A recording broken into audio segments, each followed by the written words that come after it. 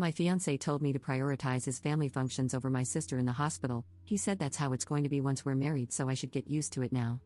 I, 28F, got engaged to my partner of 7 years, Rob, 29M, in May.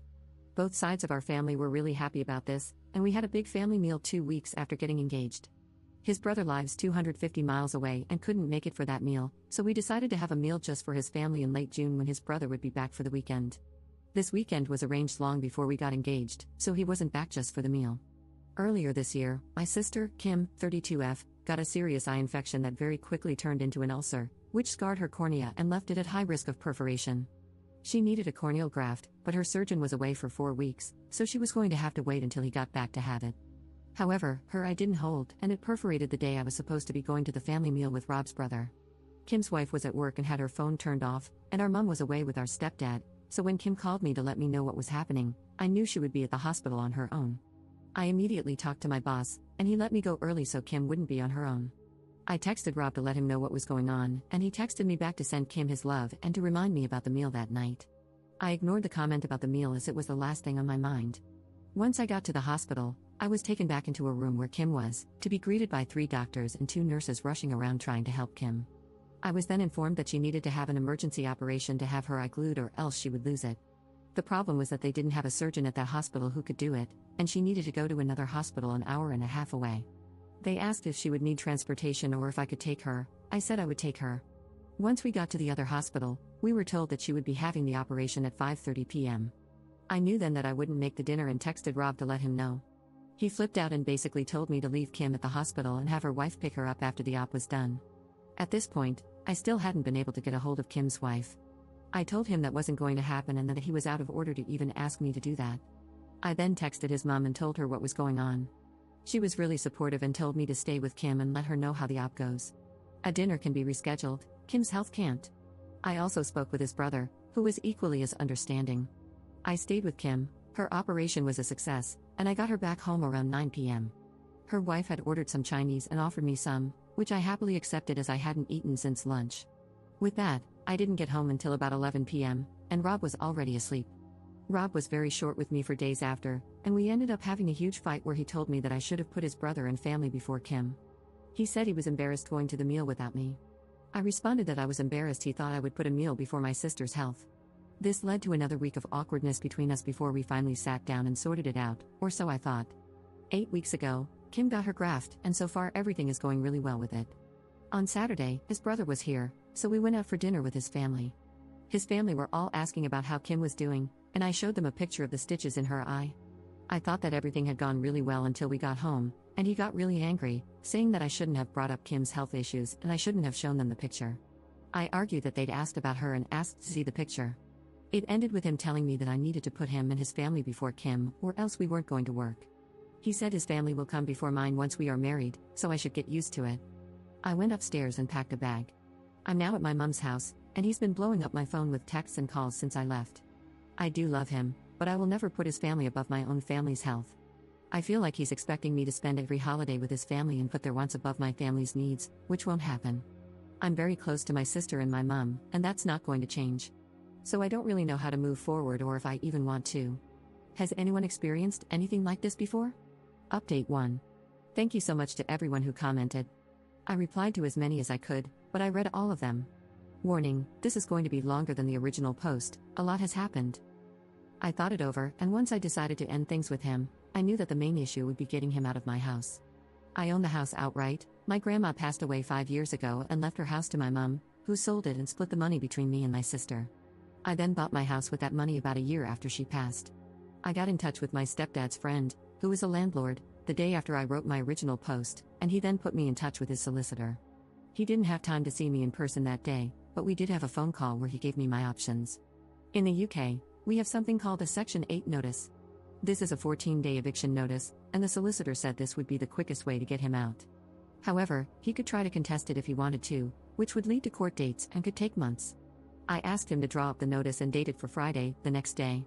I had already made the decision to end things with him after work on Friday so that he could have the weekend to sort through his emotions before work on Monday. On Friday morning, I texted Rob and asked him to meet me at our local pub after work. He quickly agreed. Not only is the pub a public space, but my stepdad and a few of his work friends go there every Friday after work for a few pints, so I knew he would be there to step in if I needed him. I also picked up the eviction notice on my lunch break, so I was ready to give it to him.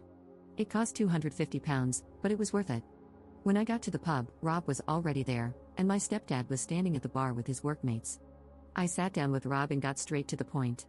I told him that it was over. I couldn't be with someone who didn't give me any support when I was going through one of the scariest moments of my life and expected me to drop my family for his. It didn't matter what excuses he could come up with, I wasn't interested. I had made up my mind, and we were done. He stared at me in shock for what felt like an hour, but was probably only a minute or so.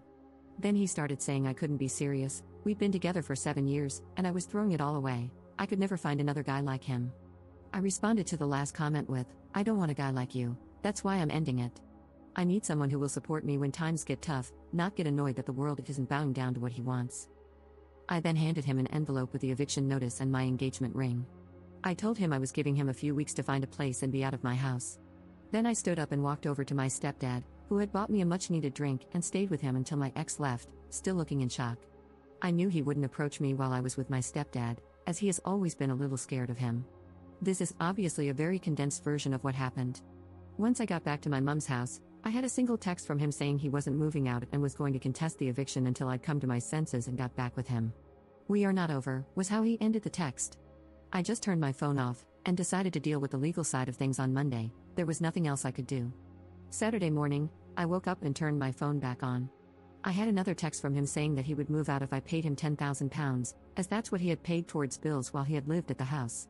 He paid for half the electric, gas, Wi-Fi, and Sky package.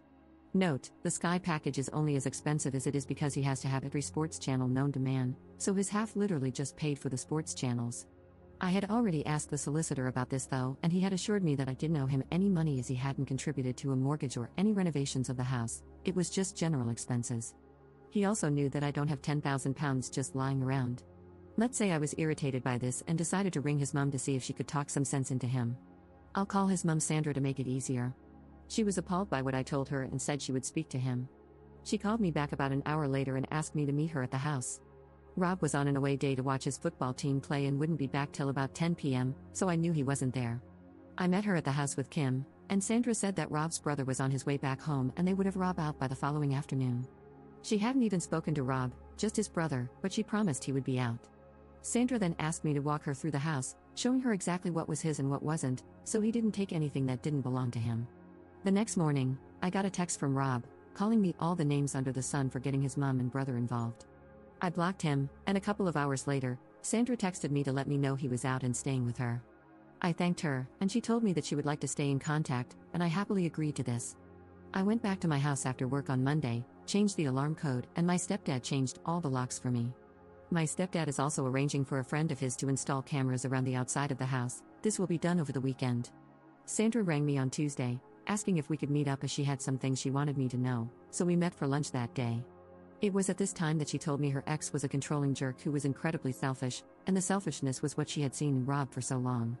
That's why she had commented on him being like his father, but she had hoped that was the extent of Rob's attitude, and he hadn't picked up his dad's controlling behavior, which, to be fair, he hadn't up until this whole episode. She had left Rob's dad after he had socked Rob's brother in the face when he was 14 and Rob was 10. He had never laid a hand on her or their sons before, but one time was enough, and she left with the boys. To her knowledge, her ex had never reached out to speak to Rob or his brother, and they hadn't spoken to their father in years. I didn't know any of this. All I had been told was that their dad wasn't in the picture and hadn't been for a long time, but Sandra had thought I knew, and that's why she hadn't told me before. However, she had found out on Sunday night that Rob was back in contact with his father and had been for the past year. His dad had been putting lots of thoughts into Rob's head about how he is the man of the house and his family is all that matters. This had fed into Rob's selfish tendencies and had amplified them tenfold. Sandra said that she had told him to find somewhere else to stay ASAP as she couldn't even look him in the face. Then Rob and his brother had a huge argument that ended with his brother telling him that as long as Rob is in touch with their dad, then he will have zero contact with him.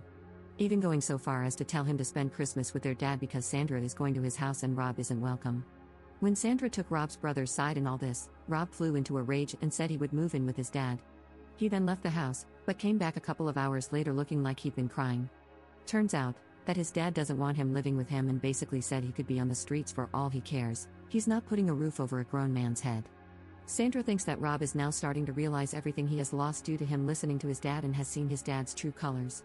Sandra is incredibly disappointed in him, but he's her son, so she is trying to be there for him as best as she can. However, she still wants him out as she doesn't trust him anymore. His brother still won't have anything to do with him. She has also told him to stay the hell away from me as I don't need to be brought into this, and he has promised her that he will. Only time will tell if that's true, but I do have him blocked on everything, and if he turns up at the house, I will just call the police to get rid of him. The more Sandra told me about what had been going on behind my back, the more resolute I have become about wanting nothing to do with him. I never want to see him again, if I can help it. So all in all, Rob's life is a dumpster fire, but as long as he stays away from me, then I don't care. I've been spending a lot of time with my sister and her wife, as well as my mom and stepdad, which has been great. I've never really been close to my stepdad, but this has brought us a lot closer together, which has been one huge positive out of all this. I'm not exactly happy right now, but I'll get there. There are still a lot of feelings that I need to unpack, and it will take time to move on from this whole situation. I don't think I will be dating for a while. I need to really get over all this and don't want to dump this on anyone else right now. For all those asking how Kim is doing, she's doing great. She had a hospital appointment on Monday, and her consultant said her eye is healing, in his words, marvelously, so that's a relief. I hope there won't be any need to update this again, so this should be my final update. Thank you to everyone who reached out to me. Update 2. I hadn't heard from Rob in weeks, but yesterday, he showed up at my house. I had the chain on my door, so I opened it with that still attached. No way would I let him in. He basically told me that he had nowhere to live. His mom isn't speaking to him, and his dad won't put a roof over a grown man's head, his words not mine. He asked if I would take him back or at least let him live with me. No way in hell would I get back with him, and getting him out the first time only went easy because his mom stepped in to help. He had threatened to take me to court knowing that if he did, it could take months to get him out, and then said he would only move if I gave him £10,000. I contacted his mom, who was furious about that, and she turned up with his brother and forced him out. I told him that there was zero possibility of him ever living with me again and that we were 100% over. He started shouting at me and calling me all sorts of names, so I threatened to call the police if he didn't leave and shut the door. I have cameras all over my house, so I caught everything he did and said on camera and have saved it to a USB just in case. He then went crying to all our mutual friends, and it managed to get back to his mom. She called me and asked what happened. I told her, and she then informed me that she had put her house up for sale and was moving 300 miles away to be nearer her other son. She and Rob had a huge argument about this, and she finally kicked him out. Since then, he's been couch surfing, but with Christmas coming up, his friends aren't really happy with having him on their couches when they have kids, and are meant to be enjoying the festive season. He's been kicked out of 3 friends' houses in 10 days. She told me I was right to refuse him, but I've since had other friends say that they feel sorry for him and that I can just let him stay in my spare room until he's back on his feet. I then asked them to put him up, but they said they would but don't have room, and if they had a spare room like me, then they would let him stay. My family and his are on my side, but I'm starting to doubt myself with what a couple of my friends have said. Edit. I've just spoken with the wife of one of Rob's friends, and she's asked to meet me on my lunch break tomorrow. Apparently, Rob stayed with them for 2 nights before she kicked him out, and there's more going on than what I know of. She's going to tell me the full story tomorrow but told me that I shouldn't let him anywhere near me and that he's staying in an Airbnb, so he does at least have a roof over his head right now. I'll try to update after I've spoken to her. Update 3. So, I posted about my ex turning up at my house, wanting me to let him move back in with me. I said no, but a couple of friends thought I should let him, and that messed with my head. A few people told me to change my lock, etc. I did that and changed my alarm code as well, as my stepdad got his friend to put up 4 cameras around my house. I'm also going to start shutting the gate so that no one can walk up to the house without ringing the bell there first. I put in an edit that I was going to be meeting with one of Rob's friends' wives for lunch today, and I have to say that it was informative for sure. I'll call her Nat, 30F, and her husband Zach, 29M. So I went to meet her on my lunch break at a cafe near my work. It's a place that a lot of my co-workers go to, and I know the staff there as well. A few Redditors thought that she might bring Rob with her, so I wanted it to be somewhere I feel comfortable and have backup if needed. Turns out that I didn't need to bother about that. When I got to the cafe, Nat was there on her own. I grabbed some lunch and a drink and sat with her. We went through the usual small talk before she started telling me what had been going on. Rob rang Zach on Thursday morning, saying he had nowhere to go, and could he stay with them for a few days. Zach spoke to Nat, and they agreed he could stay in their guest room. Rob went to their house after work, and they had a long talk where Rob told them he had a flat lined up but couldn't move in until January. Zach and Nat agreed to let him live with them until January as long as he followed some basic rules and paid for his own food. The rules were things like no bringing women back there, and if he went out drinking, He had to be quiet when he got back so he didn't wake their daughter, who's 6. He agreed to all this and paid for Chinese for them all that night.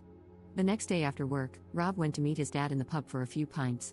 When Zach and Nat went to bed, Rob still wasn't home. They were woken up at about 2 in the morning by Rob arguing with a woman.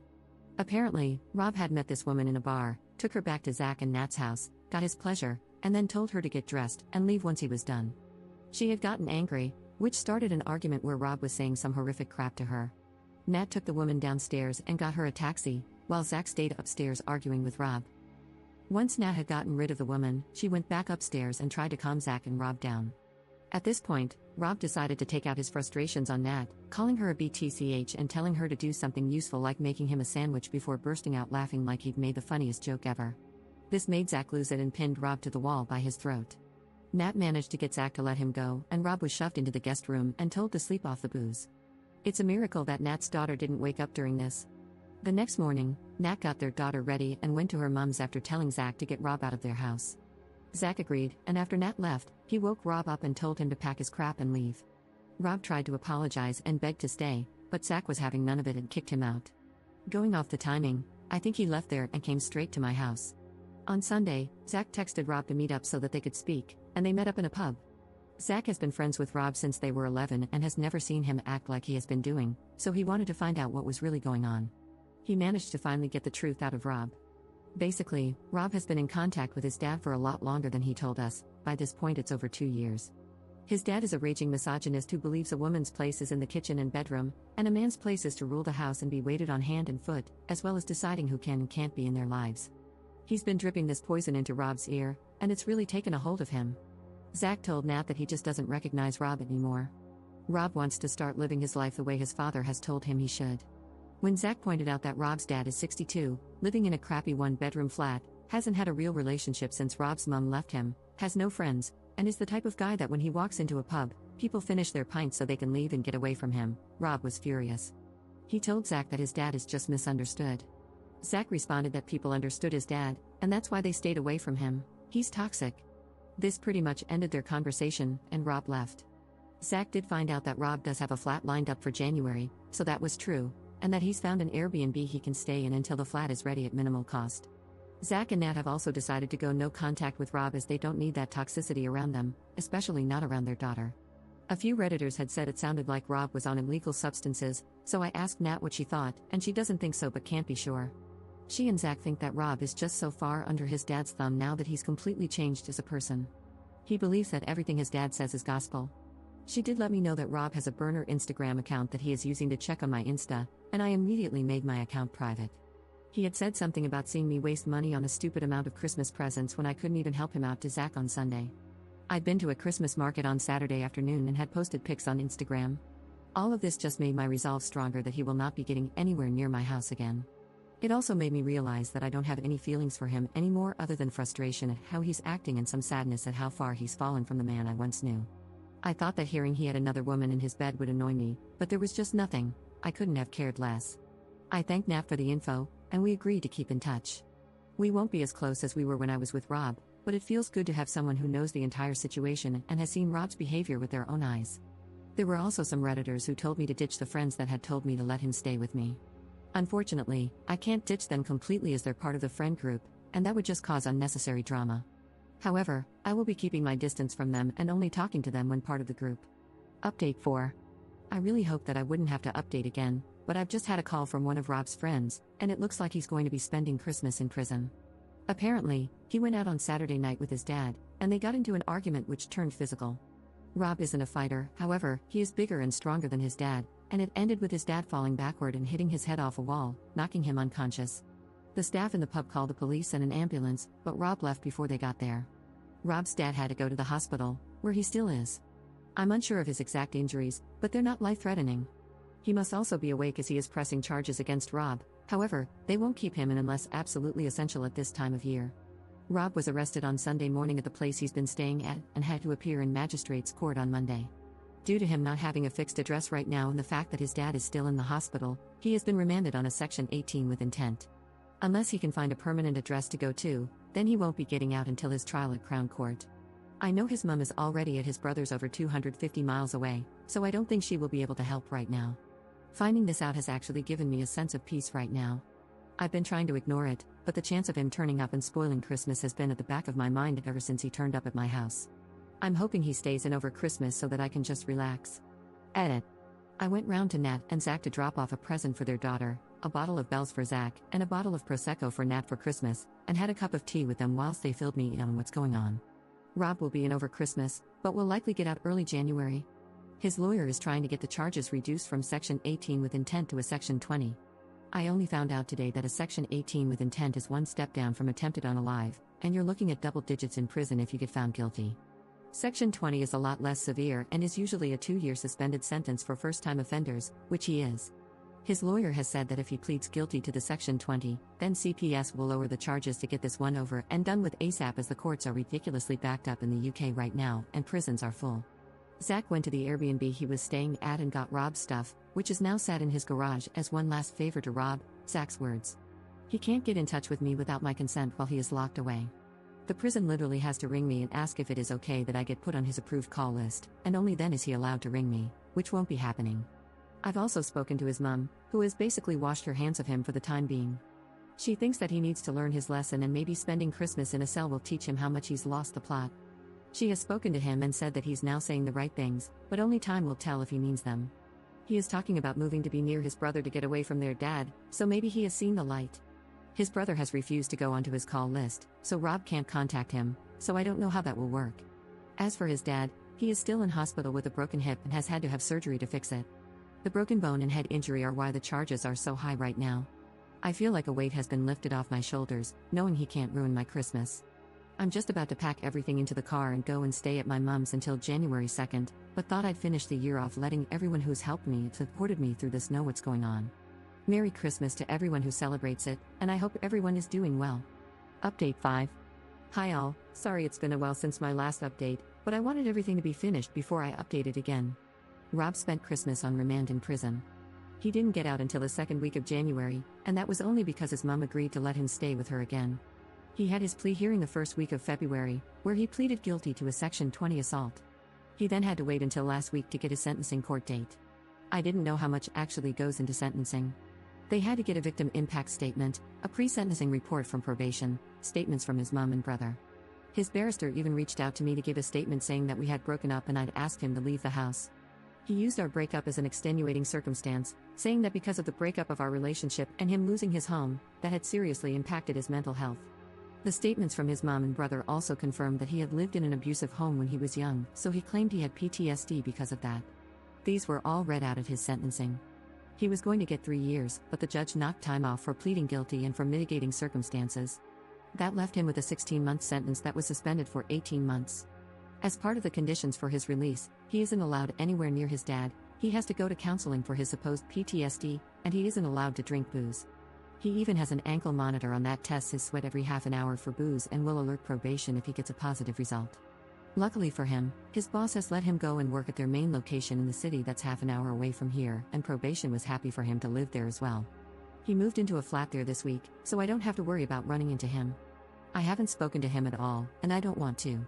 He has tried reaching out through a couple of friends, but they've respected my decision and told him to move on with his life. However, I did speak to his mum yesterday, and she said that she thinks he's depressed, but so far he's doing okay. She's the one I got all of this information from. It's a strange mix of emotions for me towards him, as I still care on some level, just not enough to keep him in my life. I know I need to keep him away from me, as I can never see him like I did at this time last year. It's crazy to think that it's only been a year since we got engaged. So much has happened. Other than those mixed emotions, I'm doing well. I've been hanging out with my sister and her wife a lot more, as well as catching up with friends. I'm still working at the same place, and I don't see that changing anytime soon. For the people asking about my sister, she's doing well. She had a setback last month, but she seems to be over that now and has just been approved to have some form of newish stem cell treatment at the UK's biggest eye hospital, which is fab news. So all in all, I think we're all moving on with life.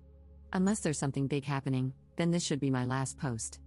I really want to thank everyone for their kind words and support. This has restored my faith that there are still good people out there.